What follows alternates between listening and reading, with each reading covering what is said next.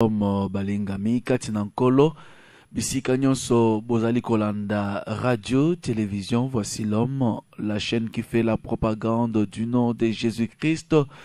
Na pesio mbote na kombo na Yesu Kristo bisika nyonso zolanda biso vraiment tikete nzambe apambola yo, nzambe akokela yo. Oui, bien aimé, lamuki na sena pongi ezate. Olamuki bien aimé pour landabiso tikete nzambe apambola yo oza place oza insomnie de ezuyo pongi ezoyate bien aimé tikete nkolo Yesu akokela yo. C'est bel et bien l'émission Dieu existe. Dieu existe numéro ya sika avec Papa Likondi, la colonne vertébrale de la RTVH. Dieu existe ezali émission oyo et salema pona komemayo na kondima komemayo obakisa kondima tope olamusa kondima oezali kati na yo parce que ebele na moment oyo kolandisa ba problème oezwa bango kolandisa ba difficulté bazali ko traverser ba mususu babandi ko bungisa elikia. Alors émission Dieu existe yaka pona ko zongisa elikia kati na bana na nzambe pona ko zongisa vraiment kondima oese bandaki déjà kokita kotalisa yote bien aimé nzambe azalaka. Quel que soit problème na yo, quel que soit ba difficulté ozali ko traverser, quel que soit makambo ozali ko vivre, bien aimé ko bungisa elikete nzambe na lola azali. Dieu existe, nzambe azalaka. Bien aimé nzambe azalaka. Émission oyo Dieu existe ezali émission owapi to tiré na mokanda na Hébreux chapitre 11 verset 6. Bible zolobete, or sans la foi, il est impossible de lui être agréable. Sans la foi, ezali pasi ozala agréable na nzambe. Sans la foi, il est impossible d'être agréable à Dieu. Bien-aimé, ceux qui kondimezate, tikala koyebete, okosepelisa nzambe te. Sans la foi, il est impossible d'être agréable à Dieu. Car il faut que celui qui s'approche de Dieu croit que Dieu existe. Dieu existe et qu'il est le rémunérateur de ceux qui le cherchent. Bien-aimé, ceux qui ozolanda nzambe, ceux qui olukaka nzambe, ceux qui osambelaka ya yambo na nyonso esengeli nanu ondimete nzambe oyo osambelaka. Il existe, azalaka, azala bomoy, nzambe wana azalaka, pe asalaka. Po soki ondimite ke nzambe azalaka te bien aimé, soki olobete na sambeli na ba difficulté yango ebele eske nzambe azalaka kondima no ekiti. Sozo ndima sote nzambe azalaka bien aimé kondima no ebandi okita déjà. Donc ozo croire le sous que nzambe azali eza pasi au plaire na nzambe. Sans la foi, il est impossible d'être agréable à Dieu.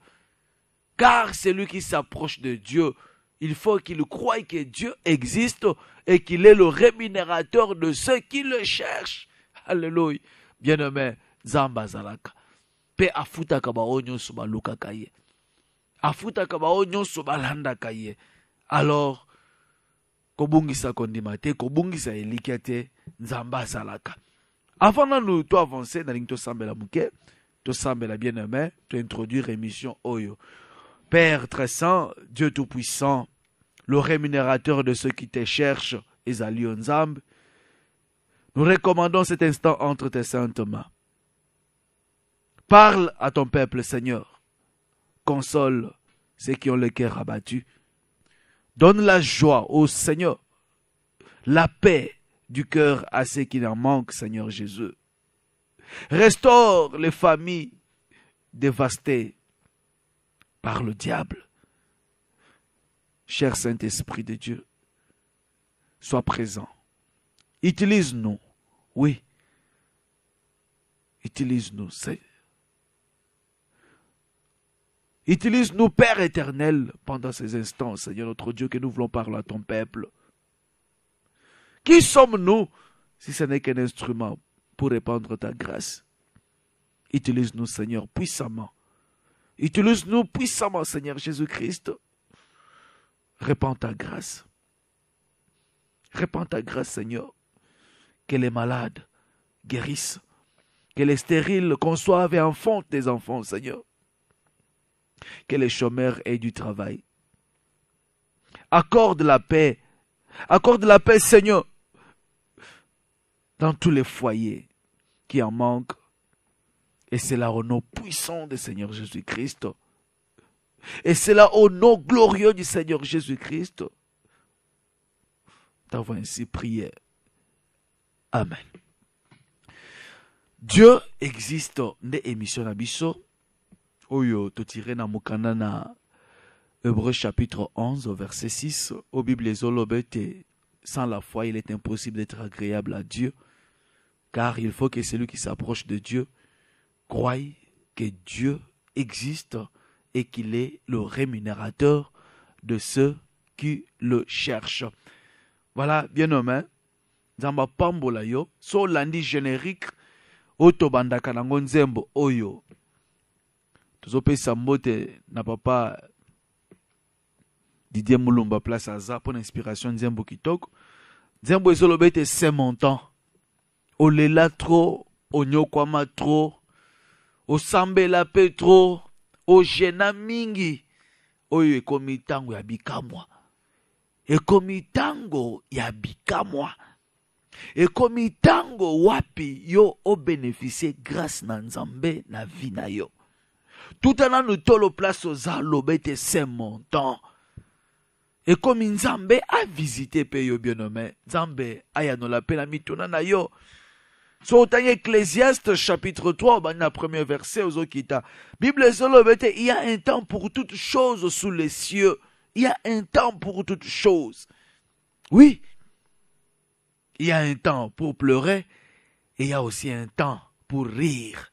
Et comme tango oseka, et comme tango peut témoigner mon Nzambe na vie na yo. Et comme temps au témoigner grandeur na Nzambe na vie na yo. Et comme temps au témoigner te Nzamba zalaka, Nzamba salaka, Nzambe ayoki ngai pe ayanoli ngai. Oui, bien aimé, chaque chose a son temps. Pourquoi toujours pleurer? Depo banda kolela. Obotami na pasi, okoli na pasi, obali na pasi, obotibana na pasi, otanga na pasi, makambo nyonso pasi, tu okufa na pasi. Non, Dieu existe. Bien-aimé, pagusana nu pinzoli na yo. Crois au moins à ce que je te dis ce matin, il y a que Nzambe azalaka. Chaque chose a son temps. Ngonga ese belemi, ngonga pe yako vivre bolamo na Nzambe et belemi. Ngonga wapi, bien-aimé dans le Seigneur, ya pe o palpe bilengi ya kozala mwana na Nzambe. O vivre pe bilengi ya kozala mwana na Nzambe. O vivre pe bilengi ya bato balandaka Yesu. Bien-aimé, ce n'est pas en vain tozo landa Nzambe. Ce n'est pas en vain, bien-aimé, tozo veiller libanda. Ce n'est pas en vain. Ebele na minito balali bapongi. Mais biso tozal bipai boye pona koloba na yo, pona ko solo na yo, eza par hasard te bien-aimé. Nzamba azalaka. Moi qui te dis, nazo rassurer que Nzambe azalaka. Na pe ba betelanga lisolo Nzamboy, pe na kangama na Nzamboy. Aujourd'hui, il est en train de nous rémunérer. Bien-aimé, Dieu existe. Il est le rémunérateur de ceux qui le cherchent, bien-aimé. Lobana nous c'est mon temps. Longola pinzoli bien-aimé, tika kolela, pourquoi tu pleures? Problème angoni neko, oyo, Nzambe akobi kisate, akope sa solution te. C'est quoi ton problème? C'est quoi ton problème? Likambango nini oyo kozwa solution pa na Nzambe te? Maladi ango nini o Yesu na biso akobi kisate? Moi, je connais ce Dieu. Oh, il y a ça même bibembe. Et bébé, c'est poli 4 jours dans Kunda.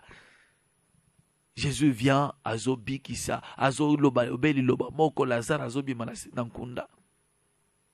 Yesu akutana na ebembe. Et c'est Koufi Bazoke ne peut pas Kunda Abibo Telema. Ce n'est pas Ngonga ya mwana wa kufa boite. Aloba li loba pe mutazonga na bomoy. akutana ba aveugle aloba maloba aveugle amona ba lepreux babika. Oh mon Dieu, bien-aimé, pona nyozolela likambo nini? Est-ce que yonde mutu osala ba mbeba nyonso mukili lisumu ngo nini oyo sala nzamba ko limbisa te? Lisumu ngo nini oyo sala nzamba ko limbisa te? O lelo koma toujours ba culpabilité ozondima te ke nzamba zalaka. Des fois comme ko bungi se likia. Bien-aimé, avenir na biso eza kitoko. Nous avons un avenir meilleur.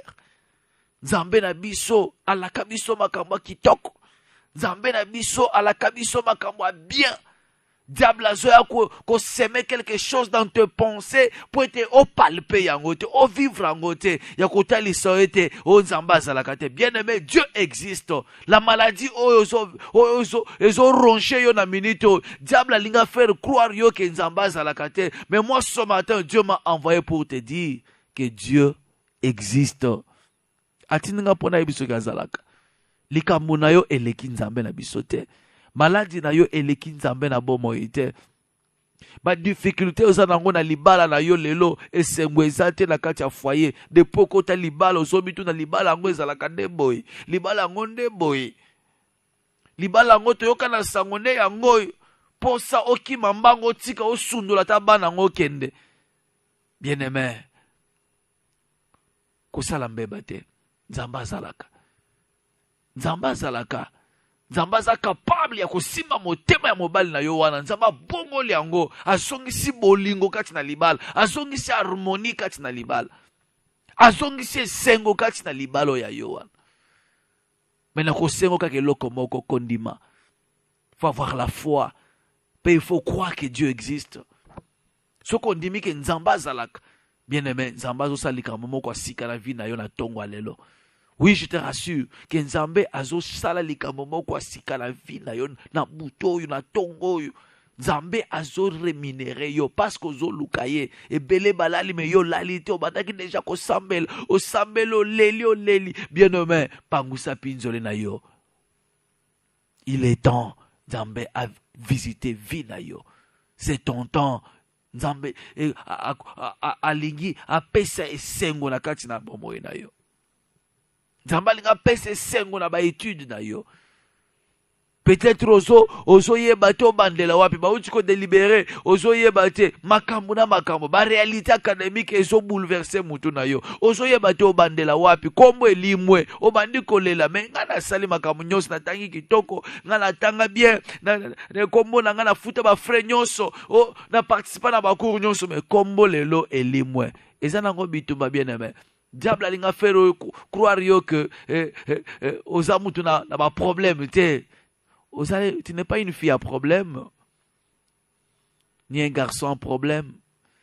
Nzambe na lingio, bitumboza nango, des osisite ba combat nyoso. Alors, eloko ne loko ezalaka na tango nango. Il y a un temps pour la guerre, il y a aussi un temps pour la paix. Obundi trop, et comme ici au moment où vivre kimia na libota na yo. Et comme moment où vivre kimia na vie na yo. Et comme moment où vivre kimia même na ba étude na yo. Na misala na yo bien aimé. Na misala na yo sengelo vivre sengo, vivre kimia. Et comme temps Nzambe a visité au bien aimé dans le Seigneur. Message na biso ya lelo.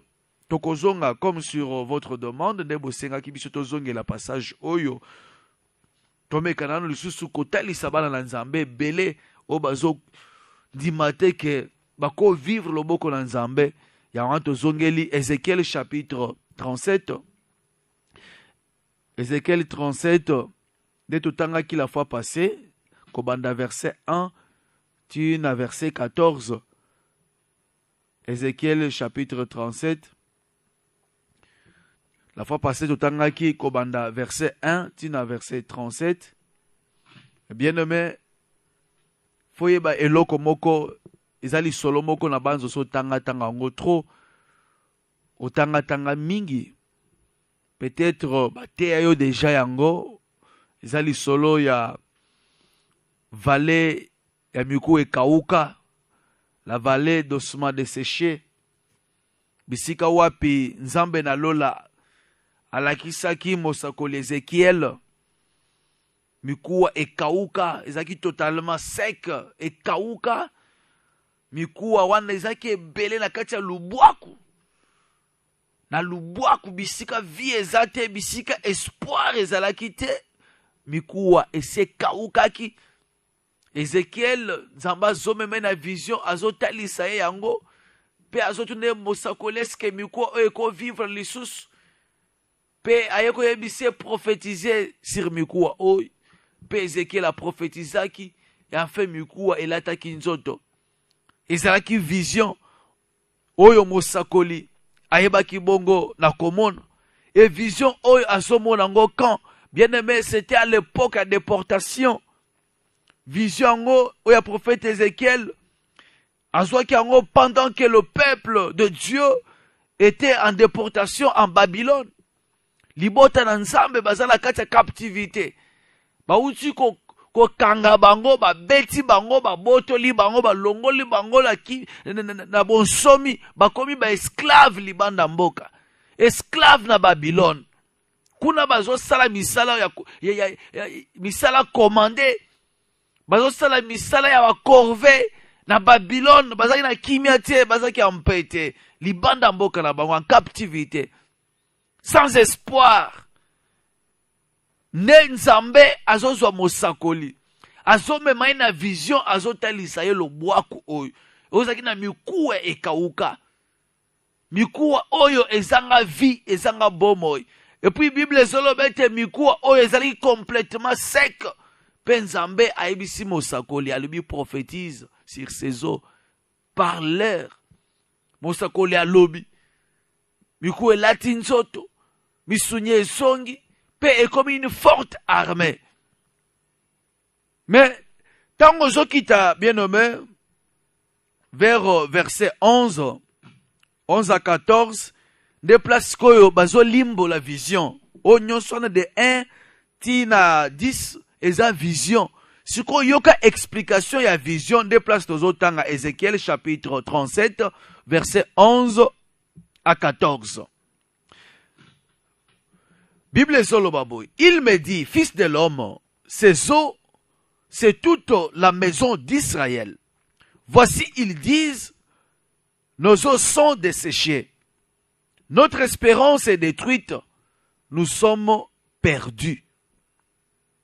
Prophétise donc et dis-leur, ainsi parle le Seigneur l'Éternel.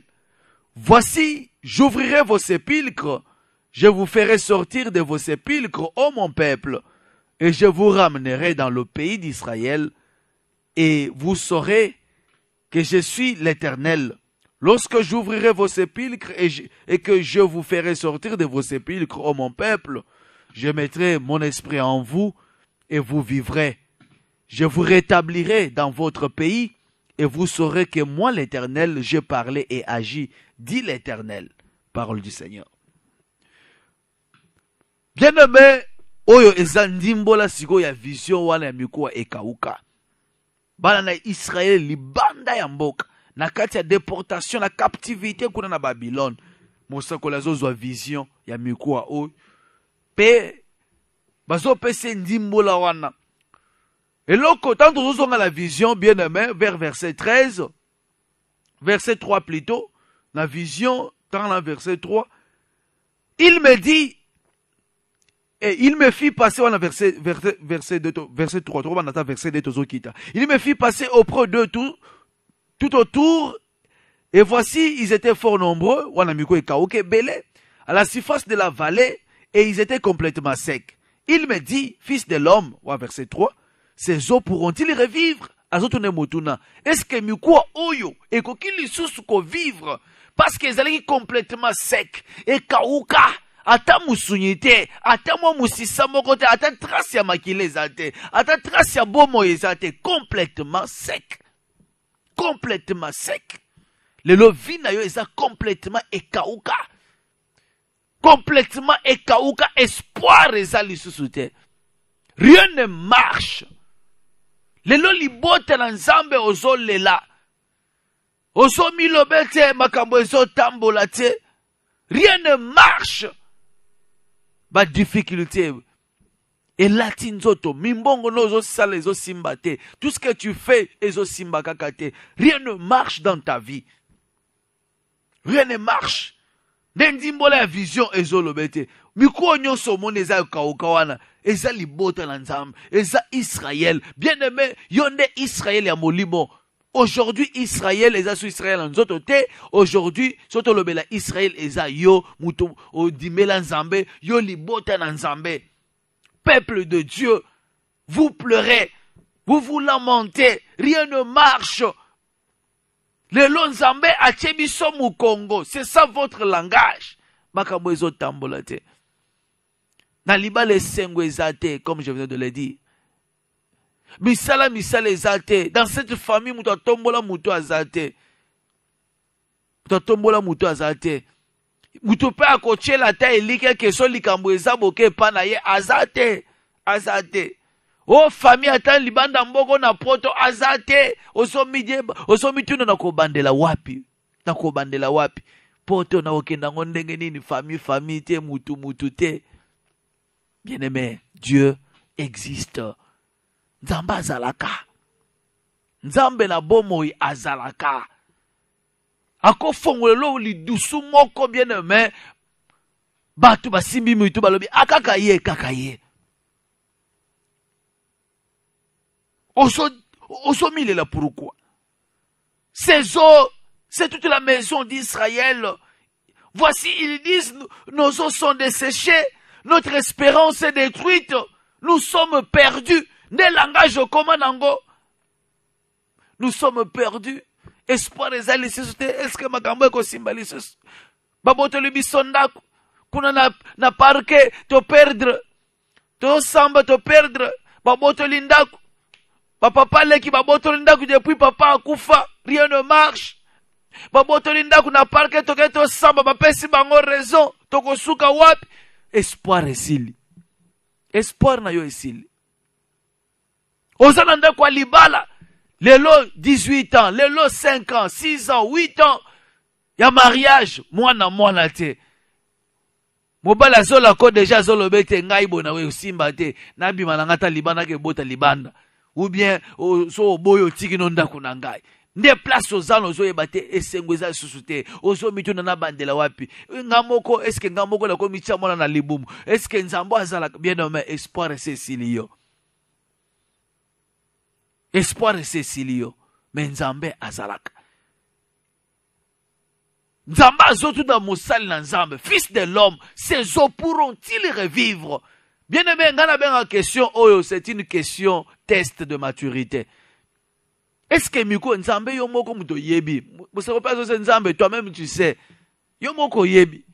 Mais nzambe, selon bon nzambe, selon calcul ya nzambe, selon compréhension ya nzambe, la guérison, la richesse, la bénédiction, l'élévation, la réussite, c'est entre les mains des hommes de Dieu. C'est entre les mains des fils des hommes. C'est dans la bouche des hommes de Dieu que sortent des bénédictions. Récite Utakalabasan ensemble. Fils de l'homme. Pourquoi bénir fils de l'homme?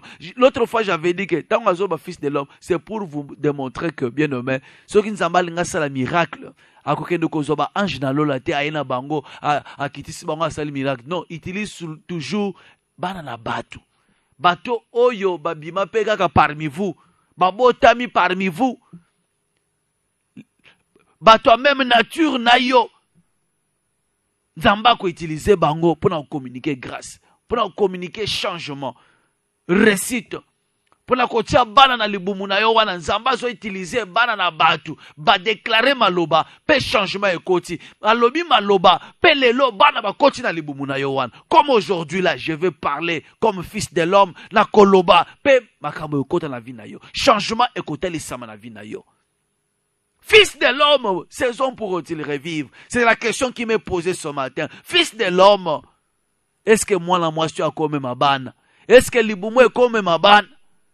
Fils de l'homme, est-ce que maladie est comme si là? Bayebisi kazana cancer. Espoir c'est si le cancer, oh cancer est bomaka, oh sida est bomaka qui s'est zate. Le long zambes quoi zotu nanga motuna. Fils de l'homme, Est-ce que sida ekosila? Bien-aimé, le quoi nzamba zalaka, Dieu existe dans le bien de sida nezosila. Cancer wana ezosila. Stérilité wana ezosila. Nzambe a utilisé toujours batu ya même nature na yo pour communiquer la grâce, pour communiquer le changement, pour te délivrer, bien-aimé. Tongwa lelo tike te délivrance côté na vie na yo.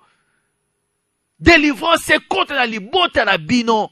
Tongwa lelo bien-aimé dans le Seigneur. Ce qui ne marchait pas étambola au nom puissant de Jésus-Christ. Tongwa lelo je veux déclarer.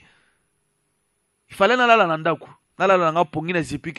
Mais pourquoi je suis venu? Bien aimé, parce que Dieu m'a mis à cœur que ce matin, Alingi a Kangola Batu. Ce matin, Alingi a visité Vinayo. Et ça, par hasard, te oyoka mongongo, o la mukina sana pongi, et tu m'écoutes, bien aimé dans le Seigneur. Et ça, par hasard, Dieu veut communiquer quelque chose de nouveau dans ta vie. Et ça, par hasard, et là, on a senga yo bien aimé dans le Seigneur. Zalala condiment.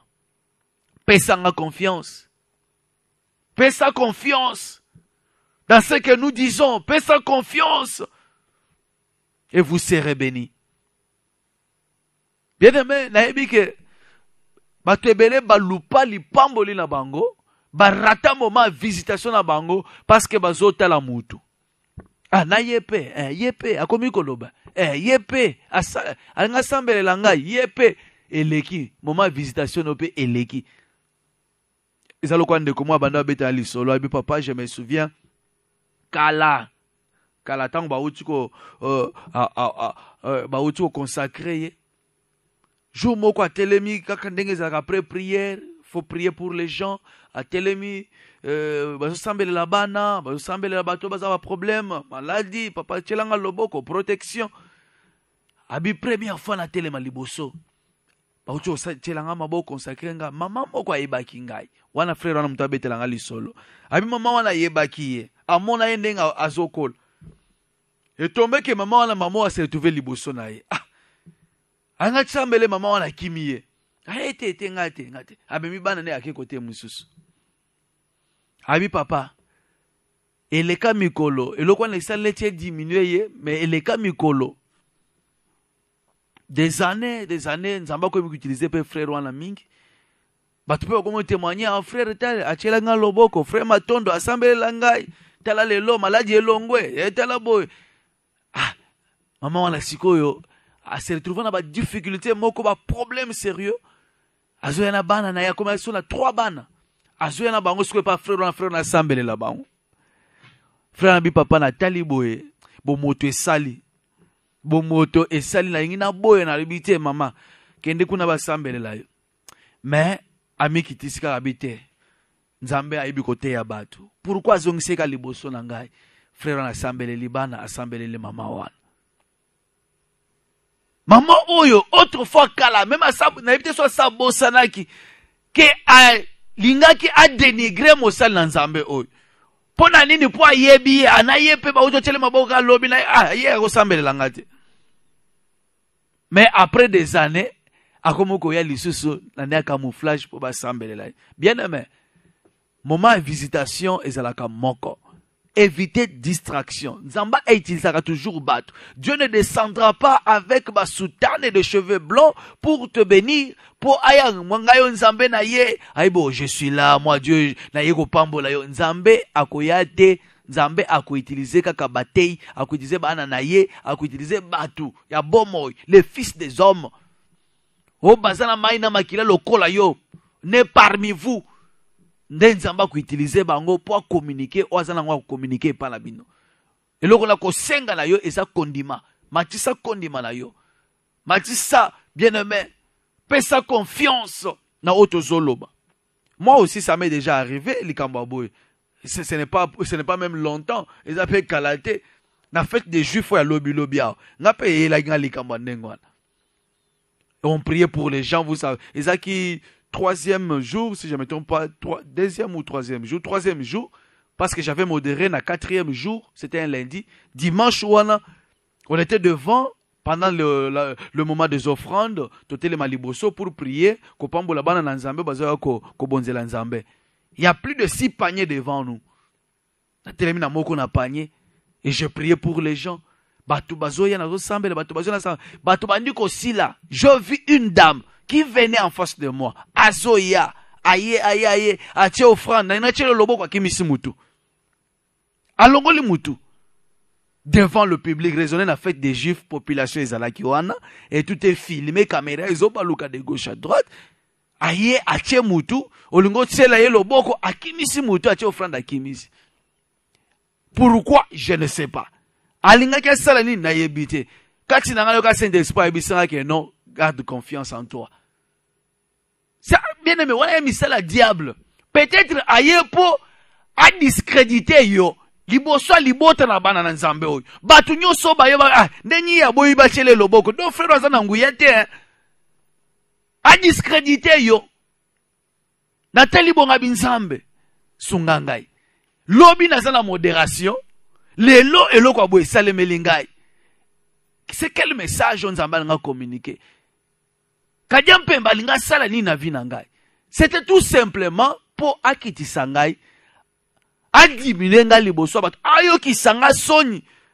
Peut-être lobi na za suna confiance kati na ngate na ko senga pe ba organisateur que non na yo ki nzoto bien te bo changer modérateur parce que c'est humiliant devant le public, devant bato ebele ndengwana ozo sambela bato mutu moko aye et puis bato bandi ko sila na mulongo ezata ka fouillage te mais azeli bato tout ba diminuer après bandi ko ya mutu asuka atie offrande yo lingo sambelele akimisi mutu.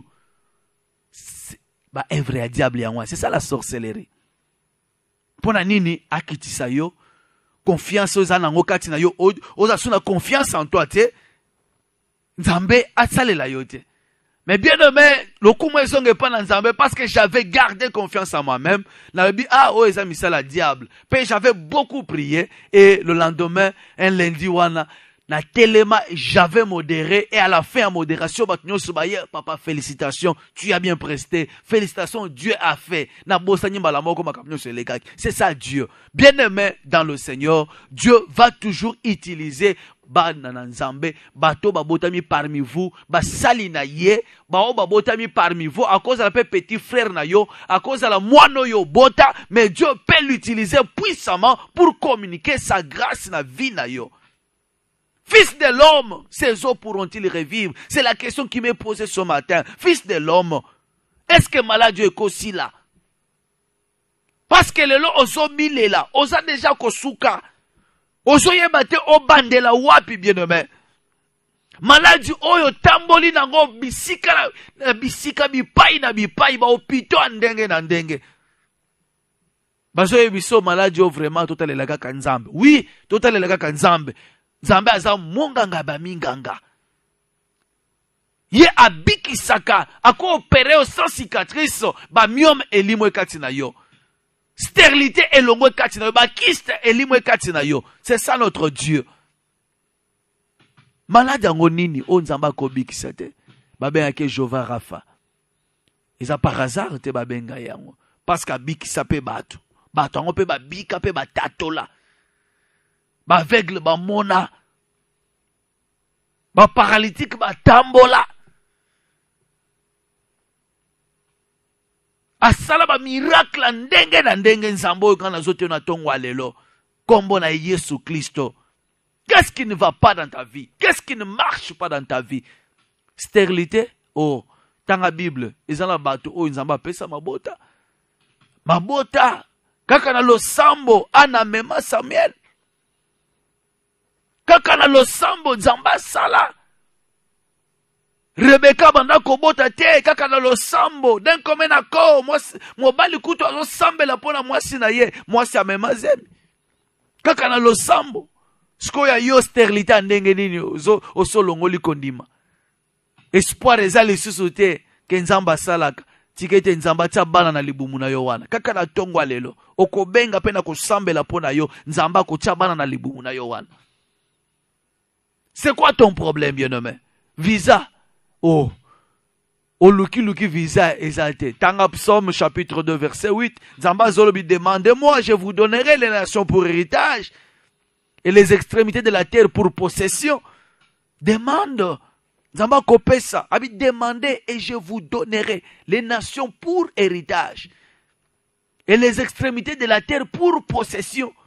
Senga na kopesa bino bikolo lokola héritage. Bien aimé biso abana na nzambe, mokilo eza ya nzambe, nzambe nda kela yango, tu dois te promener ndengo lingi, oko voyager ndengo lingi. Peut-être loso mitu na eko bandela wapi, nga famille ta na poto, ngai c'est quoi? On attend te classe malonga, bien aimé. Dieu existe. Nzamba kolo kotayo, obima la famille ezanga griffe, otanga ba classe te. Zamba lokoti yo na poto famille te mutu ta kotiela elikia. Dieu te ramasse pe afongole lonzela pe okei pe okomi source ya bénédiction pona ba o batikali na Kishasa, pona ba o batikali na libote na village. Dieu existe, bien aimé. Nzambe azalaka. Problème ni désolé kela yo. Problème nini libala. Oh, mais Nzambe ne mutapesa kama mabala.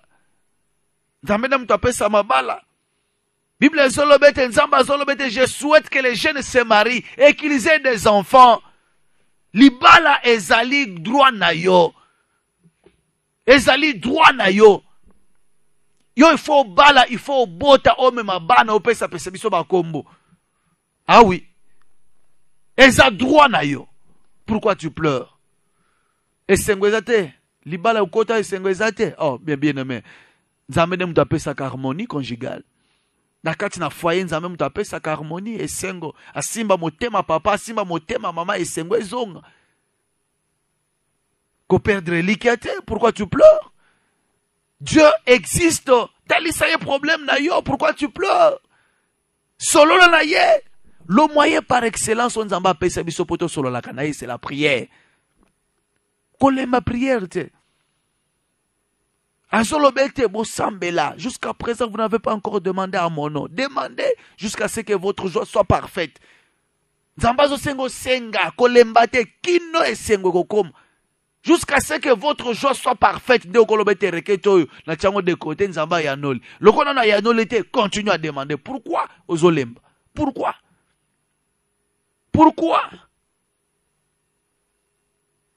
Dans Jean 16, verset 20, vous pleurerez et vous vous lamenterez. Le monde se réjouira. Les hommes qui les ont séparés, mais il y a Zambé la kat. Mais il y a Zamwana dans Zambé. Mais oui, vous pleurerez et vous vous lamenterez. Le monde se réjouira. Mais votre tristesse se changera en joie. Vous serez dans la tristesse, mais votre tristesse se changera en joie. Bien-aimé, chaque chose a son temps. Douleur d'enfantement. Dieu veut faire quelque chose de nouveau dans la vie. Nzambe alingi a visité yo. Et ça par hasard Dieu veut te visiter. Nzambe alingi a kangola yo. Nzambe alingi a transformé vie na yo, a transformé ba pleurs na yo et comme esengo. Nzambe alingi a transformé stérilité na yo et so comme bana mabota ba myo mwana ezo bongo na libumu comme bana.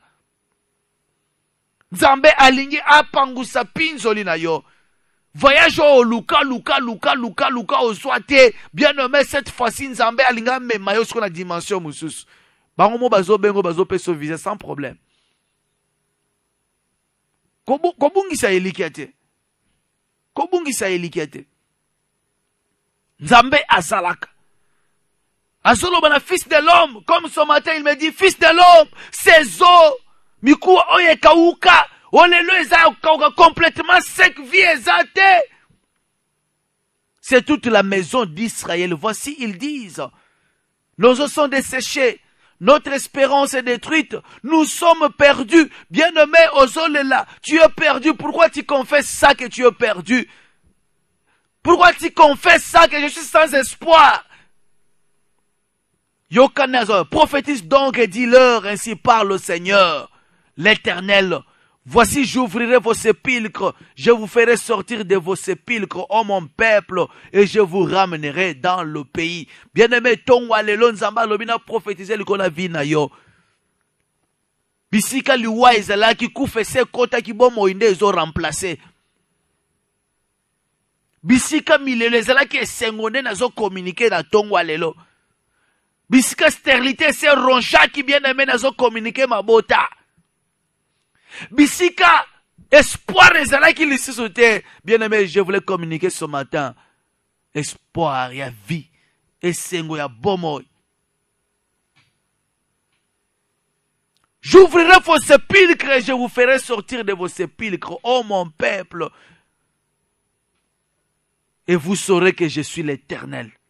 Lorsque j'ouvrirai vos sépulcres et que je vous ferai sortir de vos sépulcres, ô mon peuple, je mettrai mon esprit en vous et vous vivrez.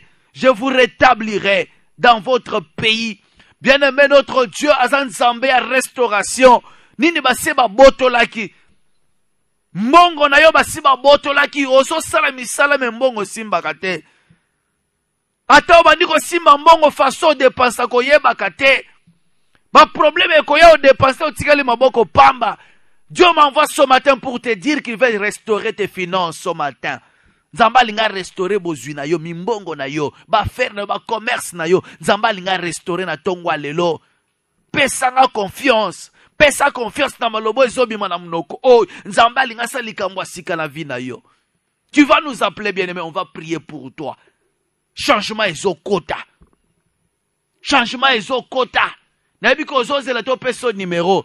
Soki na nozwa numéro ya émission teza 099 828 18 89 099 828 18 89 099 828 18 89 nde numéro na biso. Bien-aimé, tu vas nous appeler. On va prier. On va prier et Dieu veut faire quelque chose de nouveau na vie na yo. Nzambali nga sa likambo moko asika na vie na yo.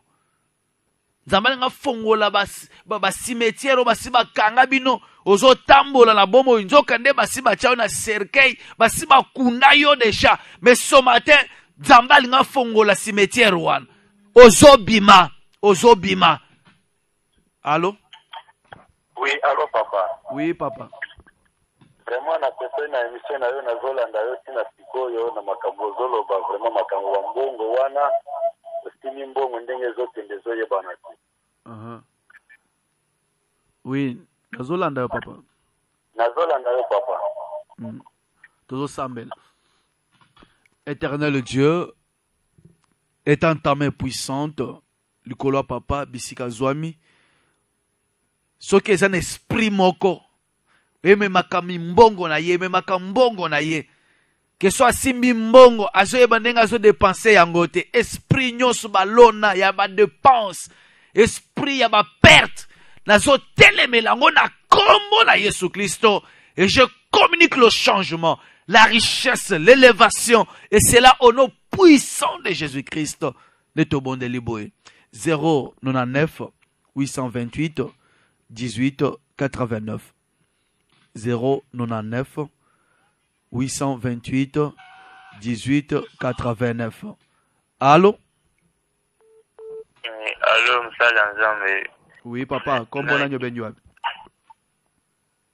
Nakomona nga Clément Mbinda. Oui, papa. Toujours kayo? Napena zana problème awa. Msala nga nyonso na osala na bundi fort. Soki nasali msala mbongo mona kaka na shite na zone ya zero ba makambo ezela nga kaka ya makasi. Nakoma mitu na chaque jour nakosala nini ngai naza ite na mokili awa te papa. Oyo na sengi soko kobondela Nzambe amemanga na vie ya sika na longa na dina ngai. Voilà, tozo sambela.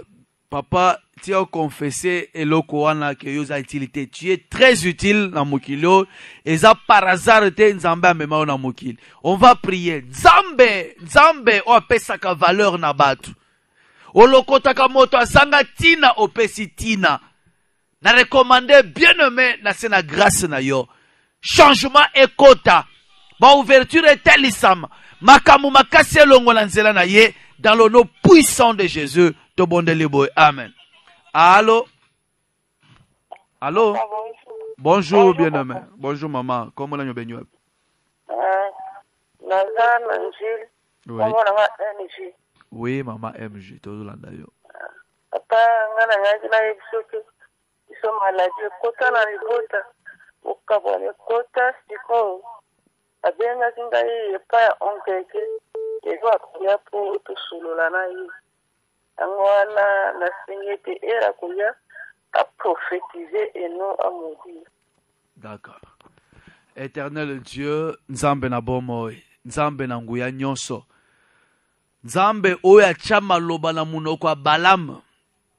Tango balaka ye azozela ba maudire, mais ezaki ba parole de bénédiction de banda kobima na monoko ya prophète. Seigneur Dieu na recommandé liboto na se na grâce na yo. Bisika diable asa kotisaki bokabwani. Nazo longola bokabwani, nazo zongisa harmonie, nazo zongisa unité, et cela au nom puissant de Jésus. Maladie nyonso ese kota na libota oy. Nazo tumbango moto, nazo benga nango musika, et cela au nom puissant de Jésus-Christ. Recevez la guérison au nom puissant de Jésus. Allô? Allô? Bonjour, comment on a besoin? Oui, Papa David, Tozokayo.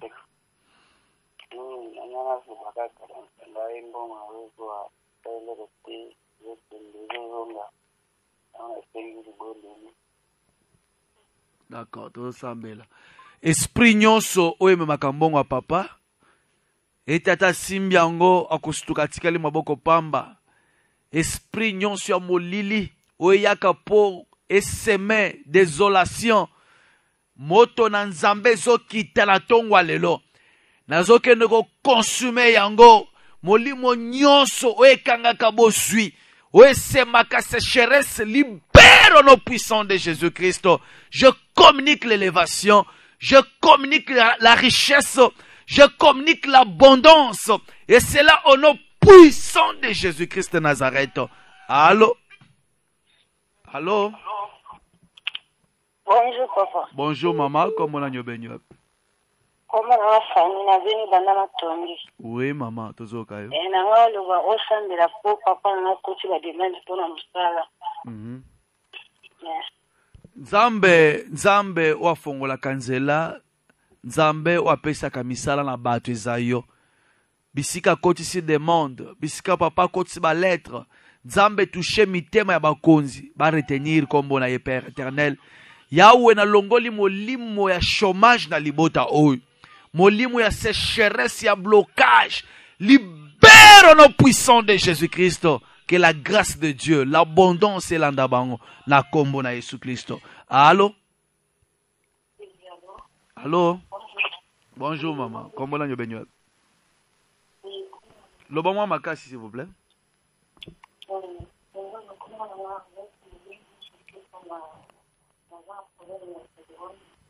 On a un problème, il y a? Le bon makasi. Oui, oui. D'accord, tout ça. Maladie nyonso oyo na libumu ya mama. Naza posta koyeba kombo na yote pe na kotanga kombo na yote. Kanga bisaka na yo libère le puissant de Jésus-Christ. Changement écoute, guérison instantanée. Écoute la vie na ye. Changement écoute au nom puissant de Jésus. Petara kozonge pa ba minganga batu na ye. Oh yoto yote. Qu'est-ce qui se passe? Attaque la monnaie na yo dans le nom puissant de Jésus-Christ. 09 98 28 18 89. Allô? Allô? Oui, comment on a besoin? Hola. Allô?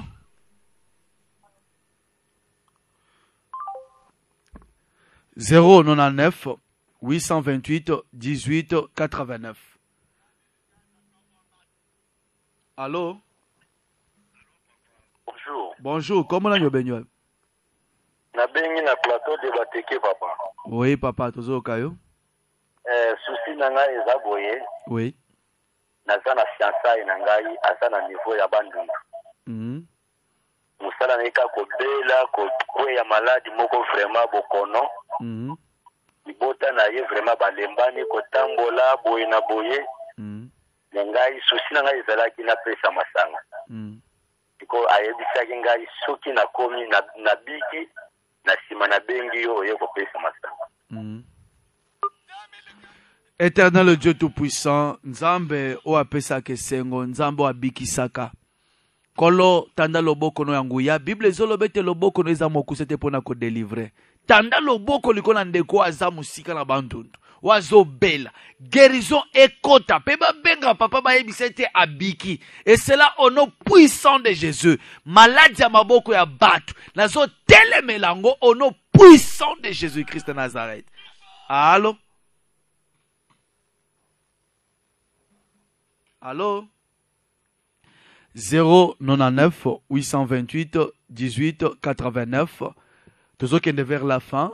Quand la tête aux autres, il y a 2-3 appels, il y a Souka et après, on ne se sépare. Allô?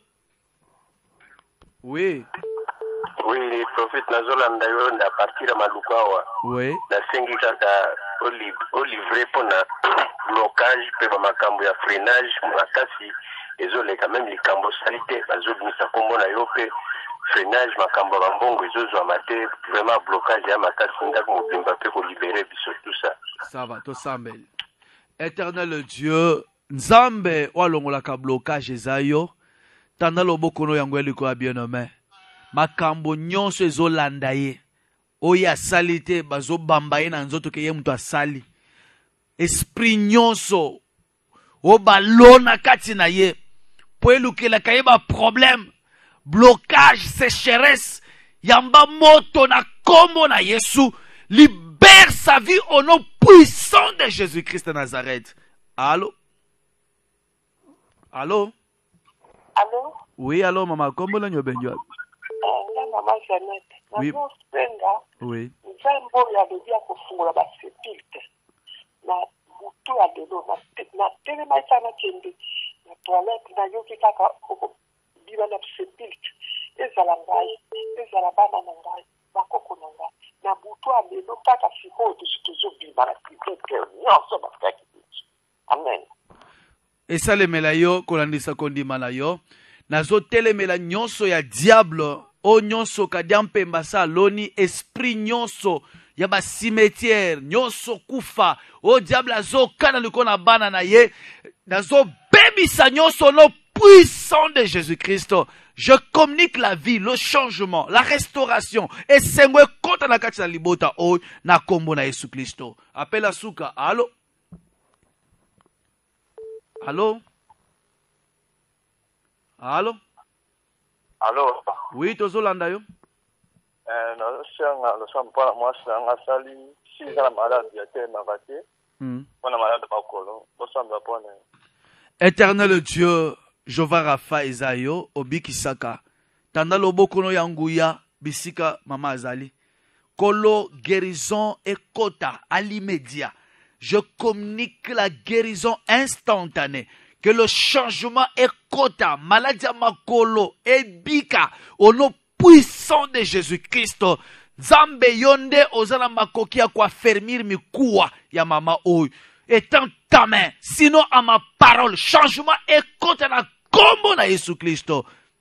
Wow, insistance eza, appelle à Souka. Allô? Papa. Oui, allô? Oui, oui, papa. Papa, mais il y a ça, mais après, que là, il y a des concis, des échecs. Donc, nous, ça, on a reçu des accords, on m'a dit, moi, t'as mon voyou. Donc, priez un peu pour là. D'accord, on prie. Seigneur notre Dieu, Nzambe, mobate les ayo, mobiki ses ayo, Seigneur. Tanda loboko no yanguya liko bien-aimé. Kolo makambo etambola. Oye bandako tambola te etambola. Oye bandako simba te esimba. Ko banda lelo kaka ndenge na zolo babo changement ekota. immédiatement. Et c'est là au nom puissant de Jésus-Christ. Ouverture et talisama. Nous sommes entreprendre et fuluka. Dans le nom puissant de Jésus. Amen. Oui, bien aimé, tu comme une souka. Tu comme une souka. Tu as téléphone momentanément. Tu vas continuer à appeler. On va prier pour toi. Nzambe Nabiso Azosala. Notre Dieu existe, bien aimé. Kakande to sambeli boy. Pesa kondimana yo. Chafua lobi ozomo na changement.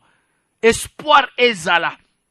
Parce que notre Dieu, il est le rémunérateur de ceux qui le cherchent. Bien-aimé, au kataki pongina yo, ezaki en 20, ezaki pour recevoir quelque chose de la part de l'Éternel. Et crois-moi que tu l'as reçu. Et vina yo pe ils ont changé. Mou pe pas si qu'ils ont soufflé. Je vais prier. Seigneur notre Dieu, Kolo Nzambe Nanguya, Tanda Loboko no Yanguya, et pas bande ko balinga ki ba benga me ba ko kokota te en ligne, peut-être baza ma kokia ko benga te mais baza posa ko benga. Toi qui connais le cœur, tu sondes le cœur et les reins. Oyebi moko na moko, oyebi problème ya moko na moko. Seigneur, tanda loboko no yanguya. Maladie etika banzoto na bango. Changement ekota kolo na bomoy. Stérilité et longwa au nom puissant de Jésus-Christ. Ba mema bana Père éternel. Ba beli ba bika. Ba kangami ba kangolam. Et c'est là au nom puissant de Jésus-Christ. Changement est contre na kombo na Jésus-Christ. Parce que c'est le temps. Ta wapi ba contre na katine sengo na bango. Il est temps que ba vivre grâce na yonzam. Milelo e bongwana e sengo. Sécheresse est comme abondance. Maladie est comme guérison. Blocage est longo ba ouverture nde ekota. Célibat etika bango. Mabala nde ekota na mabota. Oh. Stérilité etika. Ekende musika. Bame mabana maternité et fongwam. Et c'est là au nom puissant de Jésus-Christ de Nazareth. Qui mène en zambé à la partage na bango Seigneur. Parce que ce matin, et ces pelicieux ont utilisé sur la dimension.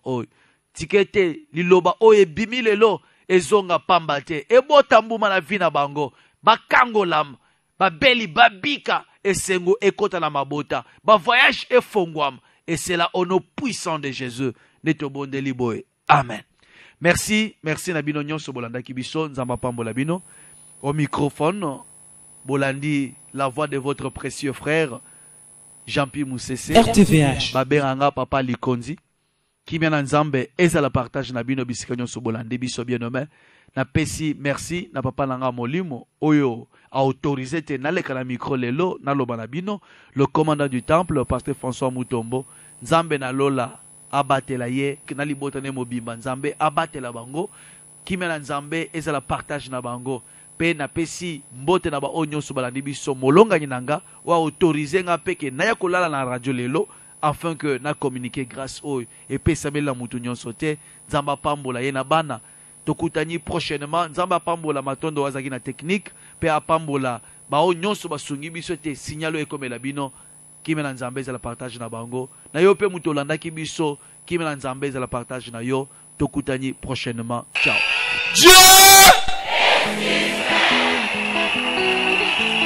C'est mon